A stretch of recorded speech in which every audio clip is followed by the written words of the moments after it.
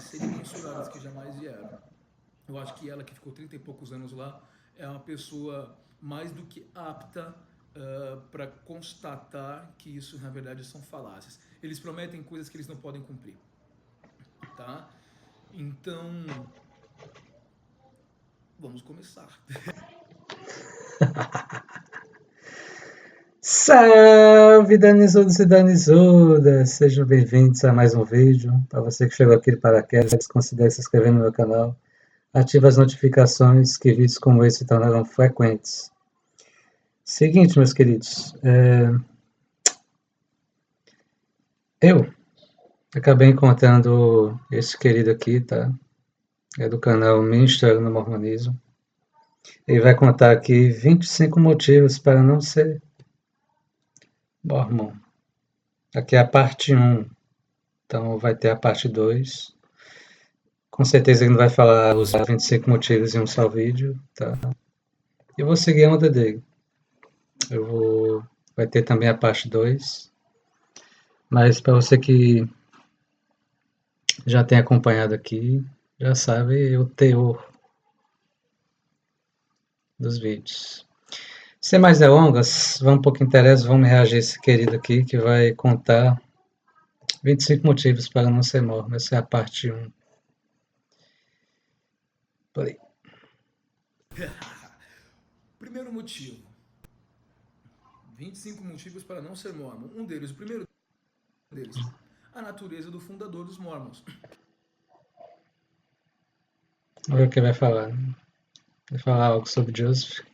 Criou doutrinas que afrontaram os costumes de sua época, alegadamente cristãs, já que aqui no Ocidente essa é o viés. Afrontavam os cristãos. Afrontavam porque Cristo disse que todos estavam errados. É isso. Religioso que mais prosperou, né? Tinha uma péssima fama de conduzir com desonestidade seus negócios, enganava, mentia e roubava. Essa questão dos negócios, isso já foi explicado no livro Santos, volume 1. Inclusive eu tô lendo. E quando ele falou isso, eu lembrei na hora. De fato, o Joseph se associou à Sociedade da Providência, né? Contexto, meu querido. Tudo tem um contexto. Como os membros da igreja não tinham, né, acesso às finanças, então Joseph se sentiu no papel ali de fazer um banco para os membros da igreja. E na ocasião, não só os Estados Unidos, mas diversos países sofreram 2 recessões. Tiveram crises, né, tanto os Estados Unidos, Canadá. Não estou falando em questão de guerra. A gente sabe que no decorrer da história teve muitas recessões, muito em virtude de guerras. Não era o caso aqui com os membros da igreja. O que acontece? Quando Joseph fez a Sociedade da Providência, né, ele dependia de alguns bancos, e esses bancos, infelizmente, tiveram seus negócios falidos. Isso afetou um pouco a economia e, consequentemente, os membros que haviam investido no banco. Então, a Sociedade da Providência, infelizmente, sofreu calotes. Tá? Isso afetou em muito as finanças da igreja. Era narcisista e tinha necessidade de poder. Narcisista. Quando eu vejo os ensinamentos da igreja, especialmente no que foca em Joseph, tinha tudo para ser narcisista, mas não foi. Tanto é que ele foi duramente perseguido. Mas vamos aprofundar, vamos ver o que ele fala sobre a questão do narcisismo. E adulação. Tanto é que ele teve a ousadia e o atrevimento de candidatar-se à presidência dos Estados Unidos da América. Vamos lá. Isso já foi muito bem explicado por colegas. Tá? Quando Joseph se candidata, justamente para que os membros tivessem proteção, já que os políticos que haviam na época não ofereciam isso aos membros da igreja. Muitos deles, inclusive, se tornaram inimigos, perseguidores da igreja. O governador do Missouri, inúmeras vezes, perseguiu não só a Joseph, mas os santos dos últimos dias, para que eles fossem exterminados. Como eles não tinham segurança, eles precisavam de alguém que os representasse. E, na ocasião, o profeta ele foi candidato à presidência dos Estados Unidos. Talvez o querido não se lembre, mas ele foi prefeito de Nauvoo. Isso devido a alguns escândalos com um homem chamado John Bennett. E isso, para quem lê o livro Santos, pode se aprofundar melhor, que ele explica tudo lá direitinho. Né? Criou inúmeras doutrinas que afrontavam não só a religião, mas os... Joseph era semi-analfabeto, ele não tinha capacidade ali para criar doutrinas. As coisas que ele recebeu foram todas por revelação. Diversos relatos, inclusive da esposa, relata que ele não tinha capacidade de escrever uma carta. Quem dirá inventar algo? Isso com que base, né? Sem biblioteca, sem nada. Costumes da época, como a poligamia, por exemplo. Poligamia não, casamento plural. Isso já foi explicado inúmeras vezes. Para quem cria conteúdo, já é um assunto bem batido. Existe uma diferença entre casamento plural e a poligamia em si. Já que ele não conseguia se conter, semana que vem nós vamos falar sobre como tudo isso começou. É uma coisa absurda, inacreditável, vocês vão ver só. E foi um dos motivos pelos quais ele foi assassinado, e depois ele saiu por aí. Não. Ele foi acusado injustamente de muita coisa que acabou caindo nas costas dele, mas não foi ele que fez. Infelizmente isso ocorreu. Sobre a acusação de poligamia, né, como ele fala aqui, o casamento plural, teve a acusação falsa de William McLaren.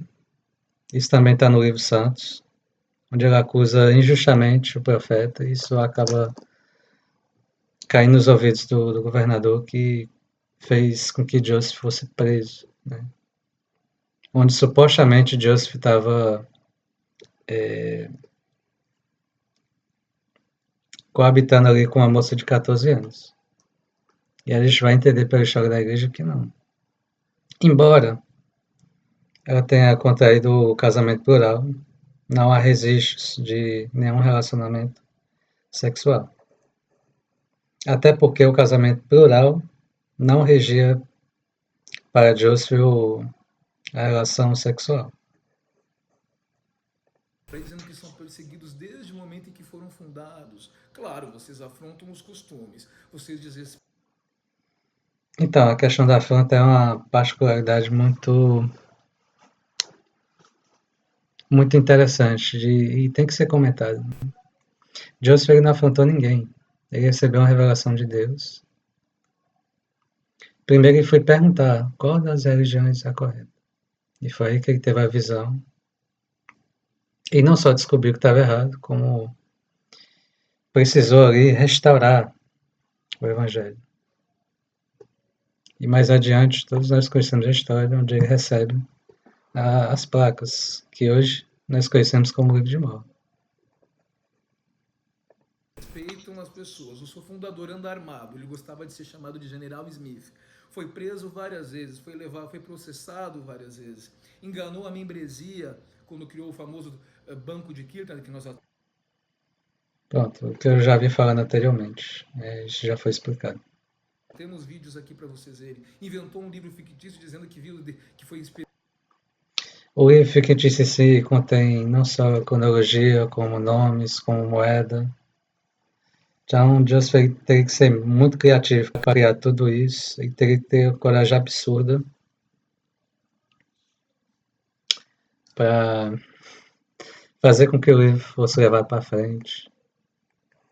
Enfim, tem toda uma narrativa que precisa ser desconstruída por esse cidadão. Vamos lá. inspirado por Deus. A ideia inicial era vender esse livro, mas fracassou. Então, antigamente se vendia os livros porque era um costume da época dos pregadores. O querido não menciona, mas a Bíblia também era comercializada, tá?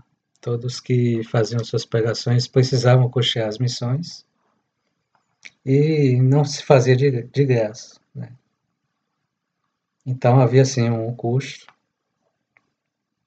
Não me pergunte valores, porque isso também não tem uma estimativa, mas sim, quem era pregador, independente de quem fosse, eles cobravam.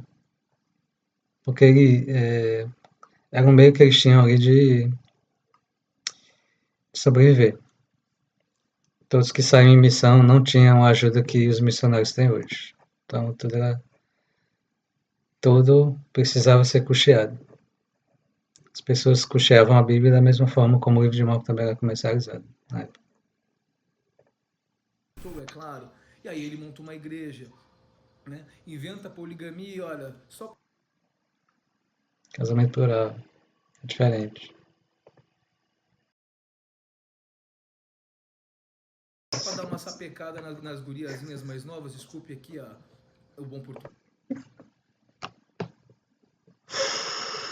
Meu Deus. Ele ficaria chocado se ele soubesse que muitas esposas de Joseph tinham mais de 50 anos. Ou seja, nem tinha.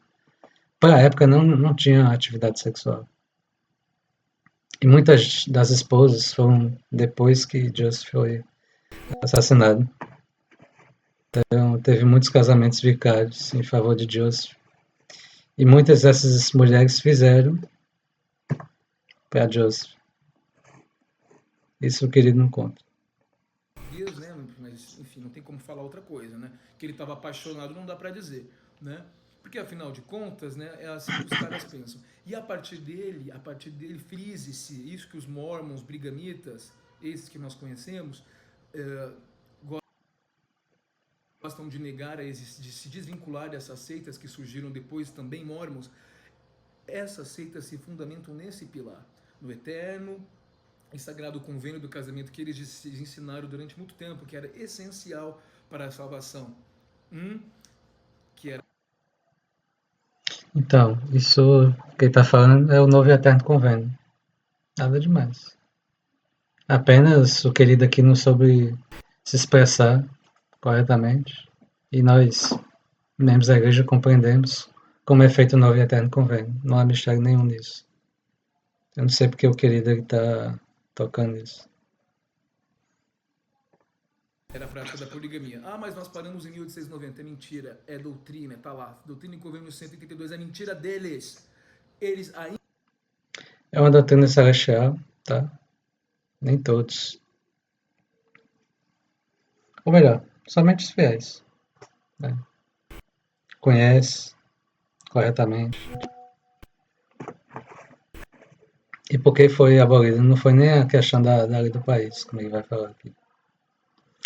O Senhor ele tem um tempo determinado para fazer se cumprir suas leis. Né? Isso aconteceu com a lei da consagração, por exemplo. Existia entre os santos, mas os santos em si não estavam tão preparados.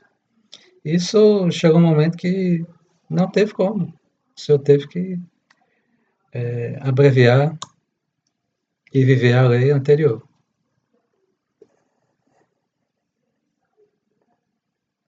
ainda acreditam nisso, eles só não praticam, porque a legislação do Ocidente não admite isso. E aí eles buscam justificativa no Velho Testamento. Que absurdo, que falácia, que engodo, que falta de respeito com a inteligência alheia. Vamos combinar assim? Mas mulheres terão vários, ao contrário, homens terão várias mulheres no tal reino celestial, porque é essencial. Se percebemos, a maioria da população mundial é mais mulher do que homem. Isso que ele também não explica. Por quê? Vai ser um bacanal, vai ser uma maravilha. Eu fico me perguntando como as mulheres se sentem em saber disso. Mas como elas são ensinadas a serem subservientes, né? Nós vamos chegar lá. Então, primeira coisa, a índole e o caráter de seu fundador, tá bom? Inclusive ele furtava, por exemplo, um cavalo do celeiro. Então, essa história muita gente conta. Infelizmente é boato. Ou, melhor dizendo, felizmente é boato. Tá? Isso já foi desmentido, eu coloquei até um vídeo falando sobre que existia essa história de que Joseph era ladrão de cavalos, caçador de tesouros, que não sei o que. Isso já foi desmentido muitas vezes, até por documentos oficiais da igreja, que comprovam que Joseph não era. Como ele sempre foi metido a vidente, naquela época era comum a profissão de caçadores de tesouros. Ele se aproximava do proprietário e dizia: olha, Então, tem que se levar em contexto onde Joseph vivia. Né? Joseph, por muito tempo, ele serviu ali ah, na agricultura, né? E precisava sobreviver. Ele e seus pais precisavam sobreviver. Quando não iam para a agricultura, iam para caçar ouro. Mas era o costume ali do povo que vivia ali em Palmares.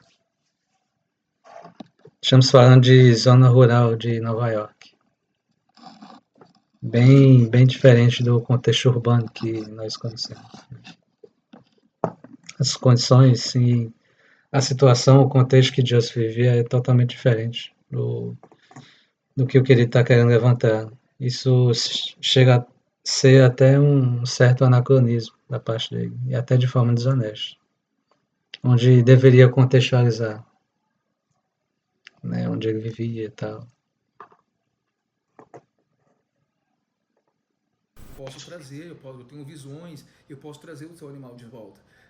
A gente acerta um valorzinho aqui, ele tinha o dom, né, do convencimento, uma lábia muito astuta, extremamente persuasivo. Que ele foi tão astuto, mas se ele fosse tão astuto, ele poderia até convencer o governador a não matá-lo. Onde é que ficou a astúcia dele? Joseph poderia até ser rico, se ele quisesse, com astúcia, né? Segundo o querido aqui. E poderia ter o poder, coisa que Joseph ele não teve. Durante toda a vida que ele teve, foi do mais simples possível. Prosseguimos. E as pessoas acabam sucumbindo, não adianta. E assim era o ganha-pão dele, né? Pois é. Item número 2. Possui um histórico de discriminação racial.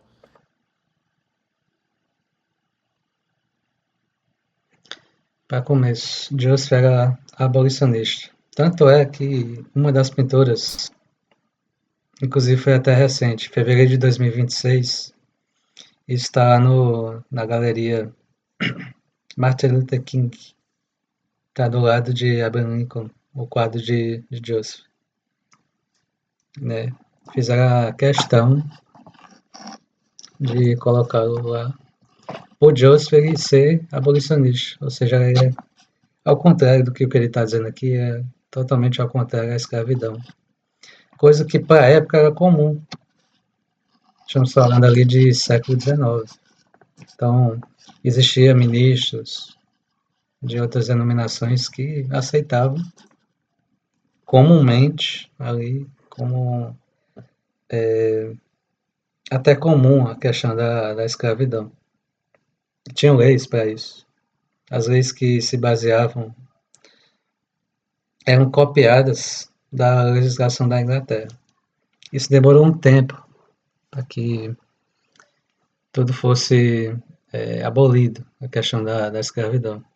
Mas que para o contexto era comum. Era comum que os senhores tivessem ali seus escravos, contanto que tratasse direito e tal. Tinha a questão da carta de alforria, que podia dar em um certo tempo. Claro que no meio disso tudo haviam também as pessoas que escravizavam de forma errada. As pessoas que batiam os escravos. Tá? Não estou aqui defendendo a prática da escravidão, mas que para o tempo, é uma prática bem comum. É uma prática que muitos aceitavam de bom grado. Claro que se levando para hoje, o contexto é totalmente diferente. Então, não podemos trazer a vida do século XIX para o século XXI. São coisas totalmente diferentes.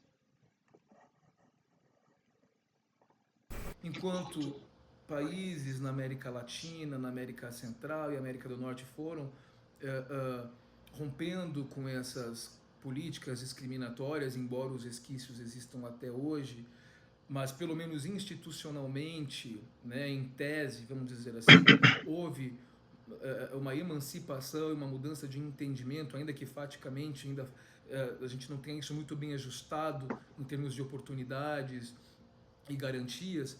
Fato é que houve essa ruptura, mas os mormons não. Os mormons de origem negra, de pele preta, negro nem é correto falar, né? A pele é preta, só foram autorizados a participar de certas ordenanças no templo mormon. Isso é essencial para ser salvo do Armagedon e ser exaltado no mais alto grau de glória, em 1978, coincidindo com a criação do primeiro templo na América Latina, que é o Templo de São Paulo, quando eles perceberam que aqui a população é mais miscigenada. Tudo bem? Não é mera coincidência, tudo muito bem pensado. Aí Deus mudou de ideia mais uma vez, como ele geralmente faz dentro do mormonismo. Aí vem o mormon aqui e vai dizer que não existiu racismo. Bom, então a gente vai provar. A gente tem vídeo específico com discursos, citações, todas as passagens do livro de Mormon, mas eu vou trazer só uma, só pra gente lembrar, tá? Porque aí depois qualquer coisa vocês procuram lá o racismo na história dos mormons, tem lá bem completo, com muita fundamentação, tudo muito bem pautado e é claro as referências sempre embaixo. Tudo bem pra vocês? Deixa eu ver qual é a melhor escritura. Tem muitas aqui, mas eu quero aquela mais famosa. Deixa eu ver onde é que tá aqui. Acho que é essa. 2 Nef 5, 20 e 23. Essa escritura é conhecidíssima entre nós, onde vai falar sobre a questão que os lamanitas se escureceram, que eles eram brancos, bicho famoso, não sei o que. Só que ele é tão preguiçoso que ele não pegou mais para frente. Né?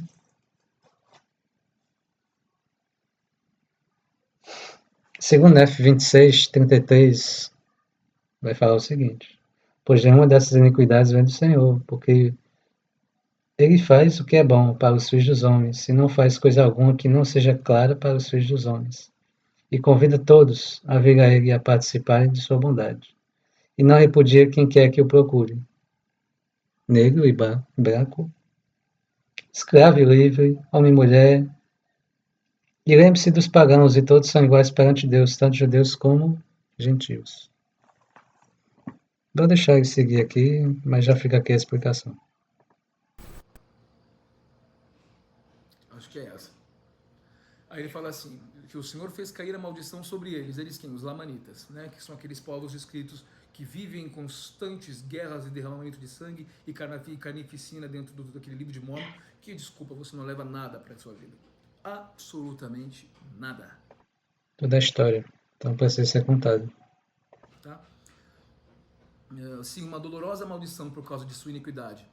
Como eles endureceram o seu coração, de modo que tornaram-se como uma pedra. E como eram brancos, notavelmente formosos e agradáveis, a fim de que não fossem atraentes para o povo do Senhor, ele fez com que sua pele se tornasse escura. E diz o Senhor, olha, que ele, Joseph Smith, fala em nome de Deus, e fale como se fosse um registro autêntico. E eu farei com que sejam repugnantes a teu povo, a menos que se arrependam de suas iniquidades. E amaldiçoada será a semente daquele que se misturar com a semente deles, porque será amaldiçoada com igual maldição. Então aqui eles já estão falando que brancos e negros e pessoas pretas não devem ter relações carnais, não podem misturar o seu... Exatamente. O povo do convênio não poderia ter relações com o povo que não era do convênio. Assim como era chamado de gentios. Acho que o querido nunca leu a Bíblia, mas também está em Gênesis. Quando o Senhor ia amaldiçoar a semente de Cã, e posteriormente os filhos de Cã, ou seja, o povo de Cush, ficam com a pele mais escura. Então, estaria dizendo aqui que o senhor é racista? Não. Eles não faziam parte do convênio. Mas a partir do momento que se faz o convênio, que os gentios aceitam o convênio, né, a maldição é tirada. E isso é bem discutível. Né? Sobre o que o querido falou aqui sobre pele escura, deve-se levar em conta que a origem ali a nossa origem do povo das Américas é indígena. Então, quando falo em pele escura, seria mais ou menos como a minha pele. Eu não sou branco, sou pardo. Eu poderia ter me ofendido muito facilmente com isso, mas nem um pouco. Eu não sei se o querido vai ver o vídeo, mas fica aí a explicação. Santos. E isso foi reiterado, retificado muitas vezes em discursos oficiais da seita Mor, de altas lideranças da seita Mor. Tá, isso aqui é só por hoje. Esse item, né? E eu tô achando que eu vou falar muito hoje, como sempre. Item 3. Mulheres são inferiores, devem submissão ao marido. Ai, que mentira! Então vamos lá. Quando se fala em submissão, não é aquela de maltratar a mulher. Tá?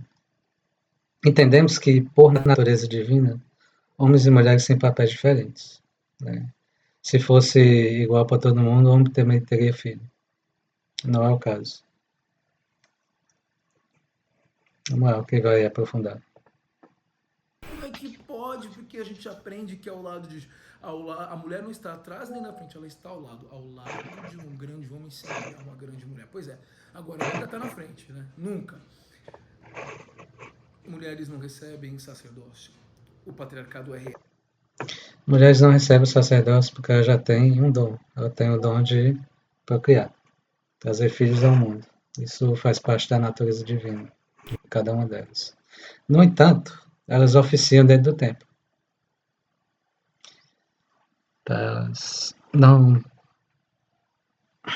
não são impedidas de oficiar dentro do templo e não precisam do sacerdócio para oficiar dentro do templo. Diferente de nós homens. Para oficiarmos no templo, precisamos do sacerdócio, as mulheres não. No nível. Ele é o patriarca. Se a mãe autorizar o filho, que o filho quer jogar boliche, a mãe disse sim.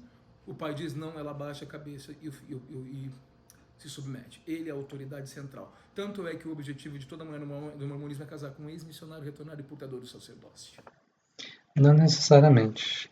Já vi muitos relatos de membros da igreja que se casam com pessoas que não serviram missão. Inclusive, eu tenho líderes que não serviram missão. Isso não é mérito nenhum. Né? No meu caso, eu sou missionário retornado. Eu casei com uma mulher que não serviu missão. Por via de regra, eu teria que procurar alguém que serviu missão. Mas foi algo dentro de mim que disse, não, eu não quero isso.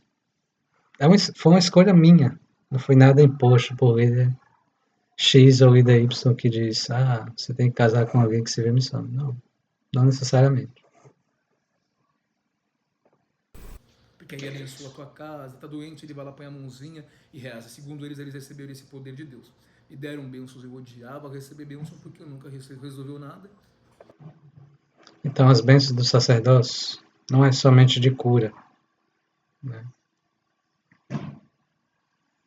As bênçãos muitas vezes é de conforto espiritual. Ele vai falar, porque as bênçãos elas não curam como Jesus curou. Não é bem assim.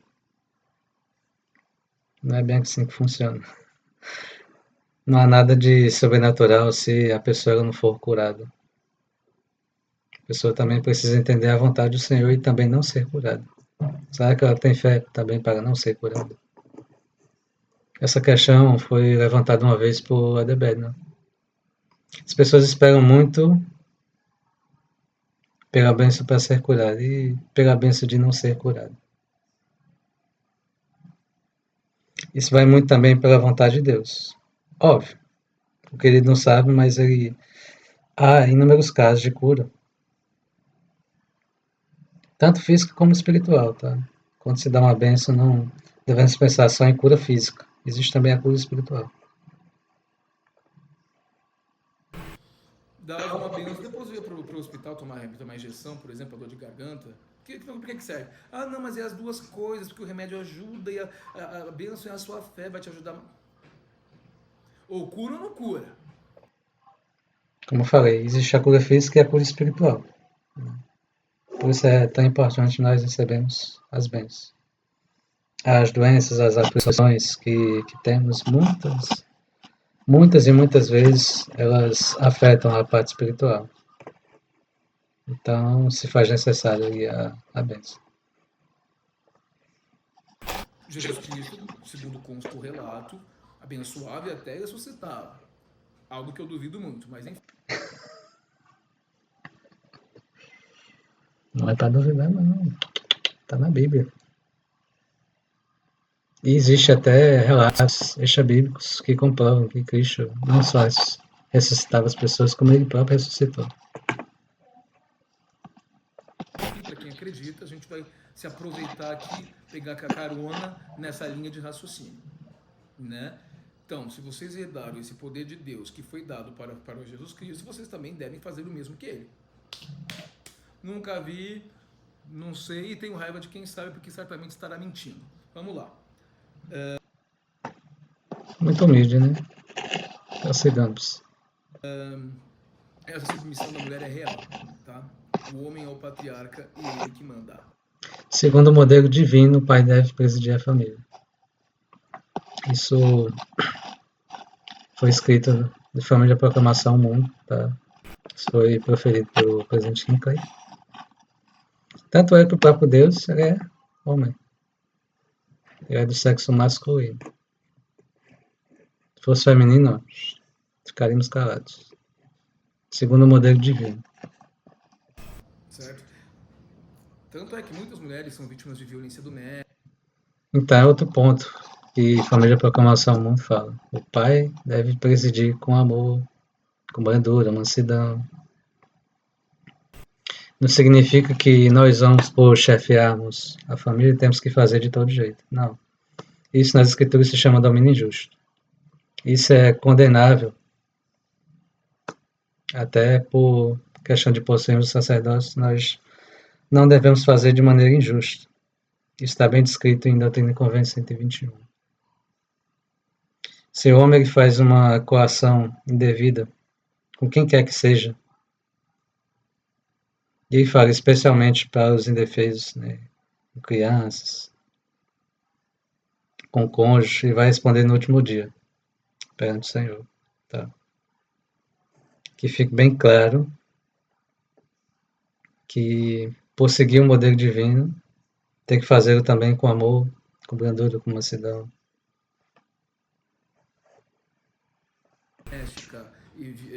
Enfim, outros tipos de abusos e não se manifestam porque não são nem sequer aconselhadas a romperem com o sagrado matrimônio. Tá bom? Uma mulher separada dentro do mormonismo é praticamente invisível. Isso aqui é falso. Eu casei com uma mulher que antes foi divorciada.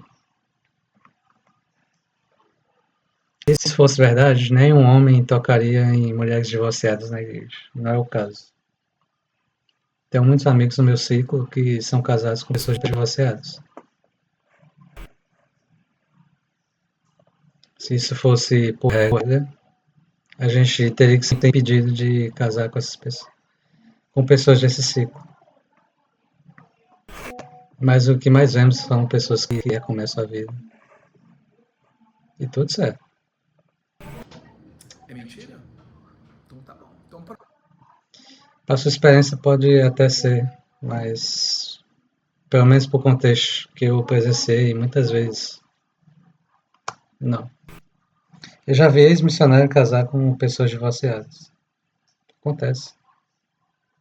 Pessoas que fez missão, casou, divorciou e casou de novo. Acontece. Como em qualquer ciclo familiar. prova. Item 4. Adota um livro que é considerado superior à Bíblia. A Pedra Falso. Acreditamos que a Bíblia e o livro de Mormon andam lado a lado. Nenhum é maior que o outro. O problema é que muitos protestantes visualizam o Sola Escritura como a Bíblia sendo superior a todos os livros que existem. Sendo que a própria Bíblia existe livros faltando.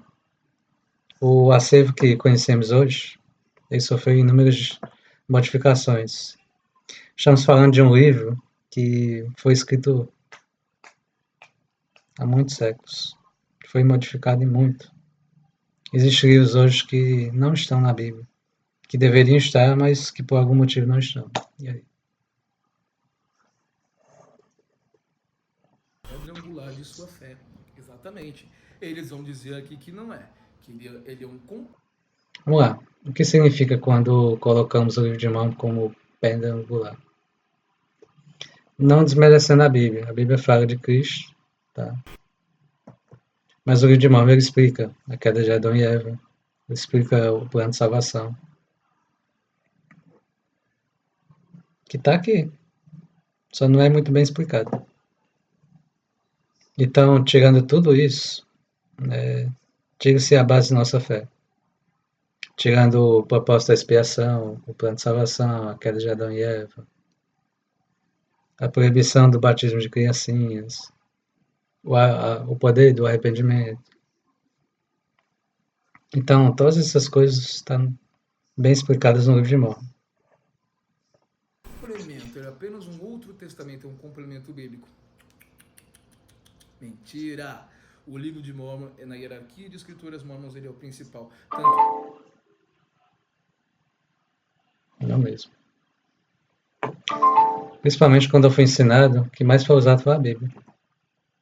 O livro de Mormon apareceu bem depois.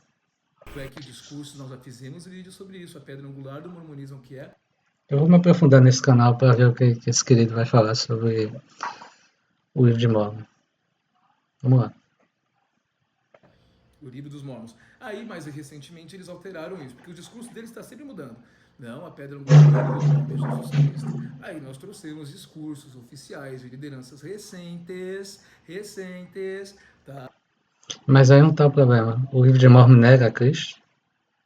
Não. Não há problema nenhum quanto a isso. Onde eles dizem, reafirmam que é a pedra angular. E que nenhum livro aproxima mais o homem de Deus do que o livro. Não é bem isso. Que o querido interpretou bem errado. Vou pegar aqui na página de roxo, onde vai falar um pouquinho.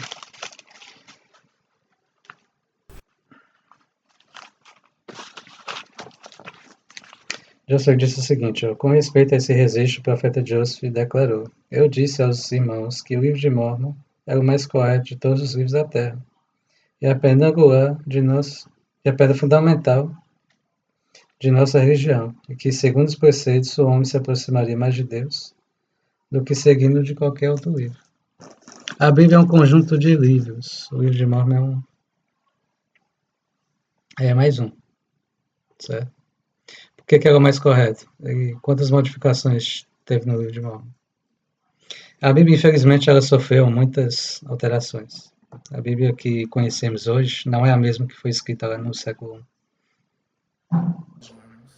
Se nenhum livro aproxima mais do que Deus, significa que a Bíblia se encontra nesse... A Bíblia é um conjunto de livros. Se aproxima, mas são linhas. Tanto é que existem inúmeras denominações. Efésios vai falar um pouquinho que existe uma só fé, um só Senhor, um só batismo. Eu vou em uma determinada denominação, batiza crianças. Outros batizam na fase adulta. Não é o mesmo batismo. Se não é o mesmo batismo, eu já estou anulando aqui o que Paulo falou aos Efésios. Onde é que fica isso? Panteão de livros que não é capaz de atingir esse nível de santidade, né? Que o livro de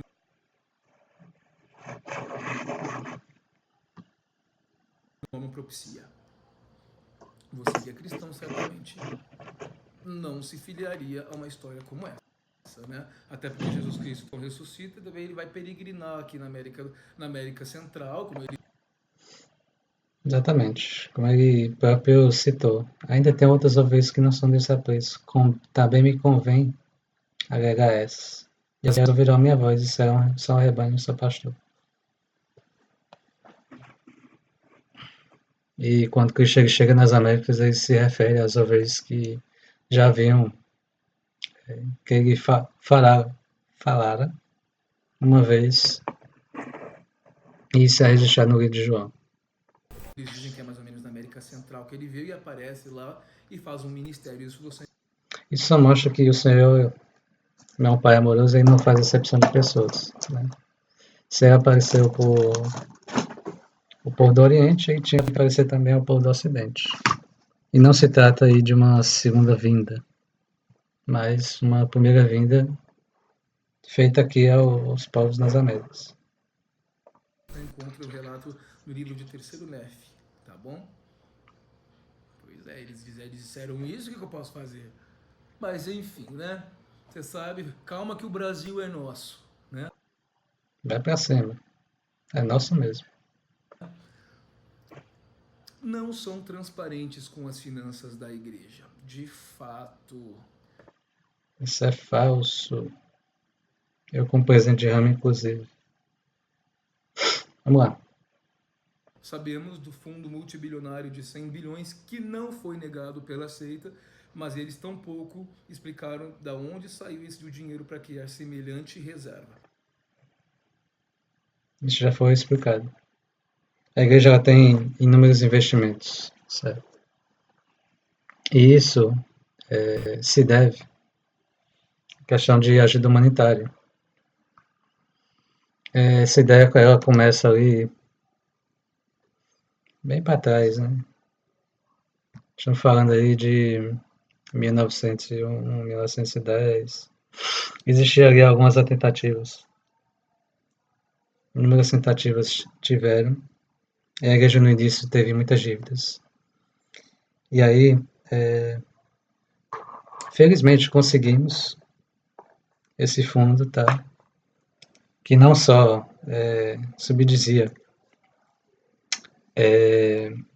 auxílio humanitário, como também ajuda a pagar as propriedades que a igreja tem, fazendas. Tudo isso em benefício das pessoas. Tem os prédios, a igreja, o centro de treinamento missionário, tem as capelas, tem os templos, que tudo precisam de manutenção. Tudo isso é importante ter aí uma forma de subsidiar essas coisas, até porque não é barato. A igreja ela paga IPTU, ela paga todos os impostos, né, para ter essas propriedades. E diga-se de passagem, eles Lembrando, tudo isso de forma lícita. Não precisou de ajuda de governo, não precisou de algum magnata e pagar tudo isso. Isso mostra que a igreja ela consegue ser autossuficiente hoje. possuem inúmeros outros investimentos difícil até de mensurar, tá? Não são publicados balanços internos, saldos, quanto cada região arrecada, né? Isso não existe. Porém, se você não paga, não paga. Não, eu vou parar por aqui nesse item, porque já é o próximo item, tá? Então não há transparência com as finanças. O item 6 cobram dízimos e outras ofertas. Vamos lá, tem sim. Ele até se equivoca e depois retoma a questão do acerto anual. Existe sim o balanço, se chama acerto anual do dízimo. Estamos falando também de uma igreja mundial. A igreja não tem como divulgar porque como ela tem inúmeros investimentos, né, fica até difícil fazer um balanço. E eu nem me preocupo com isso. Eu, como dizimista, eu pago meu dízimo e a igreja administra. Sabe? Eu não estou preocupado em também saber como o meu dízimo está sendo utilizado. Assim como muitos membros da igreja pagam o dízimo nesse sentido. Eu durmo tranquilo, sabendo que o meu dízimo está sendo muito bem utilizado. Vamos lá, seguimos. São obrigatórios. Ai, que mentira, nada é obrigatório, nós somos apenas aconselhados. Você só não vai. Sim. Ensinamos que, como o dízimo é voluntário,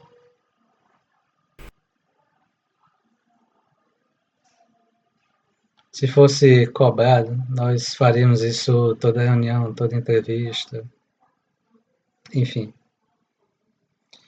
Se a pessoa não pagar, certamente ela está indo contra o que é ensinado na Bíblia, né? Que fala da importância do dízimo, sobre as bênçãos que recebe e tal.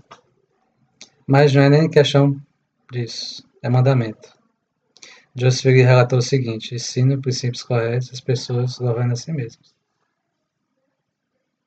Infelizmente, existem pessoas dentro da igreja que não cumprem a palavra de sabedoria. Aí não tem como, né? Ela vai querer entrar no templo e não vai poder. Ela tem que cumprir os requisitos para poder entrar na casa do Senhor. Mas prossigamos, como ele vai falar aqui. Receber as bênçãos do dízimo. É verdade. Não vai receber, não vai poder entrar no templo. Se entrar é porque alguém ali deixou, foi mais ou menos malhado, porque anualmente tem acerto de dízimo. Sim, você já foi chamado para o teu? Pois é. Tá? Você paga para fazer jejum, uma vez ao mês pelo menos. Muita gente Pagar não, filho. A gente doa. A gente ensina o princípio à pessoa e a pessoa ela vai governar a si mesma. não faz e tal, mas o dízimo é o que eles pegam mais forte. E naquela papeleta do dízimo há uma relação de outras contribuições que tu pode fazer. Fundo Inclusive, que maravilha. É, hoje em dia existe de forma online.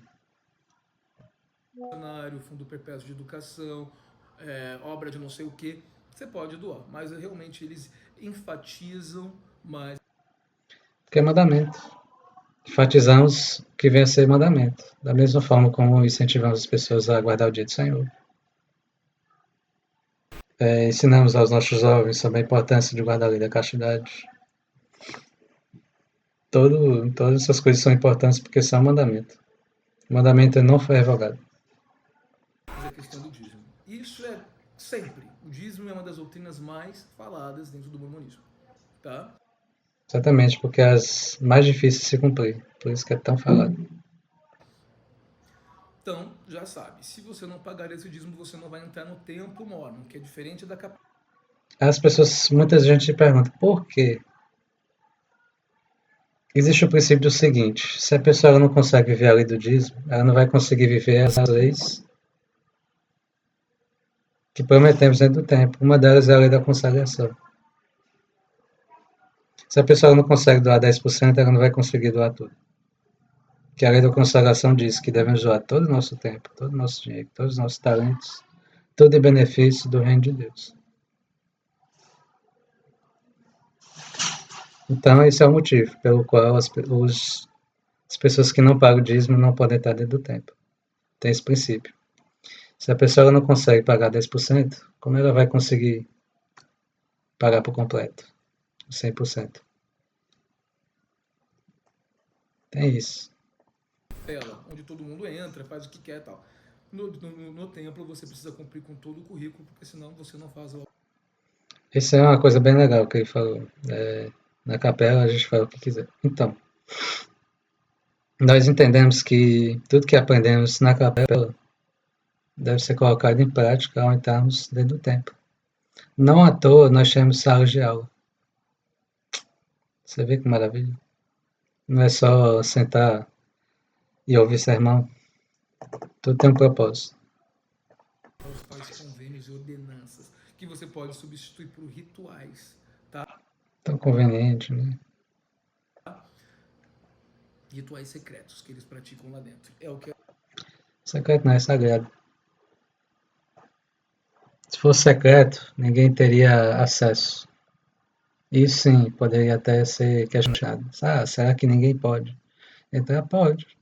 É só cumprir os requisitos que você pode. Da mesma forma como existia no antigo Israel, onde as pessoas tinham que entrar dentro do templo, tinha uns requisitos, não era todo mundo que entrava. O que acontece? Próximo item. Constantes mudanças doutrinárias, inclusive a seção 101 de Doutrina e Convênios, que é no contexto da poligamia, né, que deu origem a 132 depois, foi suprimida. Então, o que que acontece? As pessoas estavam levando a casamento plural para o lado imoral, né? E levando esse contexto de como funciona uma revelação, que ela precisa cumprir 3 requisitos, tá? E um deles é a necessidade. Por que que existiu o casamento plural? Né? Tem um contexto. Por que que ela foi revogada? Também tem um contexto. E isso que ele não está levando em consideração. Ninguém fala sobre a questão de Abraão ele ter contraído o casamento plural. Teve Abraão, teve Davi, Salomão, Moisés. Todos eles tiveram mais de uma esposa. E qual foi a necessidade disso? Levantar a posteridade. Da mesma forma. Os santos dos últimos dias, como andavam em extrema perseguição, muitos deles eram, infelizmente, assassinados. Havia sem necessidade de levantar a posteridade. Então, tem essa questão. Muitas mulheres precisavam de um marido para ter propriedades. Que às vezes a época não permitia que uma mulher pudesse ter. Isso que ele não leva em consideração. Por isso a necessidade do casamento plural. E isso foi revogado. Que as pessoas estavam levando para a imoralidade. Não é isso o propósito do casamento plural. O homem de pele preta não pode receber sacerdócio, depois pode. Então, outra restrição que também vai de acordo com o que está na Bíblia. Que ele não conta. Que na própria Bíblia o Senhor ele amaldiçoa o povo de Cush e eles ficaram sem receber também o sacerdócio. Então não foi algo exclusivo ali, tá certo? Na época de Brigham Young até o presidente Kimball, quando ele então revogou. O filho de homossexual não pode ser batizado na igreja. Sim, tem que se levar também o contexto, né? Como esse filho estava sendo criado. Tudo que ele está levantando aqui está fazendo um anacronismo. Para você contextualizar uma coisa, você tem que levar em conta do contexto, do que está acontecendo naquela época. A não ser quando completar a maioridade e se cortar vínculo com a igreja. Isso em 2016, quando Monson era o presidente, era o profeta. Poucos anos depois, o atual presidente, Russell M. Nelson, altera essa apólice. Fato é que os danos foram irreparáveis, porque centenas de jovens homossexuais mormons se suicidaram.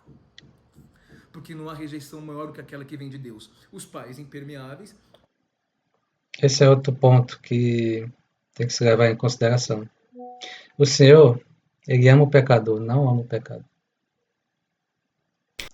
Então, tem que se levar em conta que, em virtude da prática que estava sendo feita, né, o Senhor ele abomina. Isso é bíblico. Se a pessoa não acredita nisso aqui, dificilmente ela vai acreditar no dogma de qualquer coisa. Tá? Questão do. Ou se uma alteração, muito levando em conta que muitos desses casais homoafetivos não faziam a prática.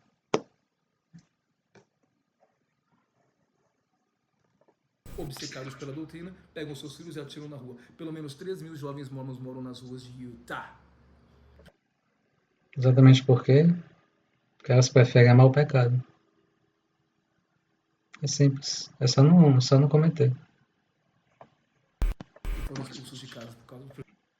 A mesma regra vale para quem pratica fornicação. Tá? Isso não é restrito somente a quem é gay. Quem quem é o amor afetivo, tá? As pessoas que têm relações fora ou antes do casamento, elas são restritas, inclusive elas não podem receber também uma recomendação por tempo, não podem tomar o sacramento, justamente por viver em pecado. Isso é muito simples, foi muito bem ensinado também na Bíblia. Para suas sexualidades. Aí esse profeta inspirado por Deus, né? Que é Deus que está falando, se ele fala.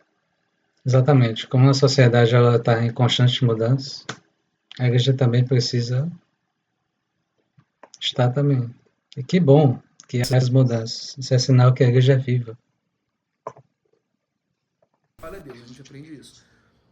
Alterou isso também. Passagens do livro de Mórmon alteradas drasticamente, o texto, tudo alterado. Vamos lá, o que ele está falando aqui, recentemente a igreja sim atualizou muito por questão de linguagem. Ainda há algumas coisas que não foram bem esclarecidas. E claro, a complexidade da sociedade também conta, e muito. Então, claro, precisa ser revisto. Da mesma forma como o idioma que falamos também é revisto. Quantas alterações não teve no idioma que falamos, né? Hoje não usamos trema, não usamos. Algumas palavras perderam a hífen, o uso do hífen. Enfim, é sinal que a sociedade, em sua complexidade, ela vai de forma progressiva. E o Senhor era da mesma forma. O Senhor é progressivo. Ele dá as revelações de forma progressiva. Ele dá uma lei menor em preparação para uma lei maior. Tá? Então é um Deus que ele vai. É uma poligamia que agora. Tudo bem, tá lá como doutrina, mas eles já não praticam, mas o Deus Mormon falou: ué, bate de frente, ué, não é Deus que está falando? Dane-se a lei do país, vamos praticar. É Deus que falou. Ué, não consigo entender. Então é assim, ele vai mudando, vai mudar aqui, mudar lá, e de repente você não entende mais nada. Se isso te deixa feliz, ótimo. Se não, não fique com eles. Ah, isso é bom. 8º item. Pregam obediência cega e incondicional à liderança, ainda que afronte os princípios pessoais do membro. A gente já fez vídeo recente até sobre isso, que eles dizem dessa forma: se o líder orientar você a fazer algo errado, aqui ele fala do profeta, faça, porque ele sabe o que faz. Ainda que ele esteja errado, faça. Obediência cega. Então, quando o líder te orienta a fazer algo que você sabe que é errado, o que é que o Salvador ele ensinou? Se alguém quiser andar uma milha com você, ande duas. Agora vem a questão: quem vai responder no último dia é você ou a pessoa que te fez fazer? Se o líder pede algo que é contra os ensinamentos da igreja, quem vai responder no último dia? É você ou o líder? É o líder. A gente sabe que é o líder. Como eu falei anteriormente, quando algum homem faz domínio injusto da posição que ele está, ele vai responder por aqui. O Senhor não se deixa escarnecer. Lembrando que a justiça quem faz é Ele. Façamos. Quem vai responder no último dia é líder X, líder Y. Tá? Irrestrita. Se questionar, começa a ficar perigoso, tá com o espírito do demônio.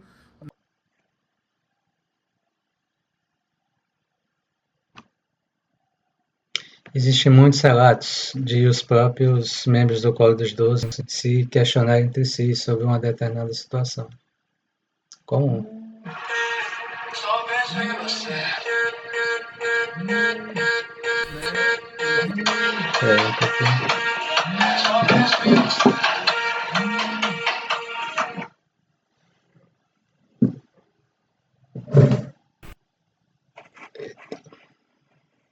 Vamos lá. Não tem Deus no coração, não tem o Papai do Céu no coração, tá com espírito de discórdia. Tá bom? Próximo item. Você pode guardar. Você pode discordar do líder, mas você tem que ser leal. Você não pode ser desleal, tá? Só penso em você. Vamos lá, seguimos. O nono item. Consideram-se especiais e escolhidos por Deus. Possuem a missão sagrada de salvar o mundo do pecado. E todos os que não lhes dão ouvidos são duros de coração e amam os prazeres do mundo. Então, eles são especiais. Ao aderir ao humanismo, você vai começar a ser convencido disso, do quanto você é especial e que você tem uma missão de tirar todos os outros da miséria de espírito e do afastamento de Deus. Eu não sei como o querido foi ensinado, mas à medida do momento que entramos no cristianismo, nós somos separados do mundo. Inúmeras vezes a Bíblia ensina que nós devemos santificar-nos. Por isso, essa separação. Vivemos no mundo, mas não somos do mundo. Entende? Em nenhum momento você vai ver um líder falando que somos especiais ao ponto de sermos os escolhidos. Na verdade, não. Na verdade, não é bem isso, como que ele está citando aqui. Afinal de contas, agora você está no mundo, mas você já não faz mais parte dele. E preferencialmente, não se misture com essa gentalha. Tá? Exato. O Senhor Jesus Cristo, quando ele chama as pessoas para santificar, significa ali que você precisa se separar das coisas que tem no mundo. Né? E não só Cristo, também tem outras escrituras que aconselham não se misturar com o mundo. Nós vivemos no mundo. Nós devemos ser como a água quando estamos ali no meio do óleo. Né? Não se misturar. A gente não pode ser conivente com o pecado. É nesse sentido. Se queremos ser discípulos de Cristo, precisamos também nos santificarmos. Ao santificar, nós estamos também abrindo mão das coisas que o mundo oferece. Bom, porque você pode ser contaminado. Tá bom? Então agora as pessoas que não são mais membros da igreja e que não dão ouvidos às doutrinas, elas possuem um tipo de maldição. É uma Não, não é bem isso. As pessoas, quando elas se afastam, elas estão negando o convênio. Lembre-se que quando a pessoa ela se afasta, muitas delas não se levam em conta do convênio que elas fizeram. O convênio que elas fazem é com o Senhor, não é com a igreja, a denominação em si, que é algo muito sério. E isso é advertido das escrituras também. Bom seria para a pessoa que não tivesse conhecido, exatamente pela parte de assumir um convênio com Deus. praga viral. Pode contaminar, você pode ser tentado pelo demônio. Tudo bem? Vou fazer o seguinte, vou fazer a parte 2 separada, que eu já vi que Então é isso, meus queridos. Esse está o relato aqui do canal Minha História no Mormonismo. E você, o que achou desse vídeo? Comenta aqui abaixo. Quero ver muito seus comentários. É isso. Muito obrigado aqui por assistir esse vídeo e até a próxima.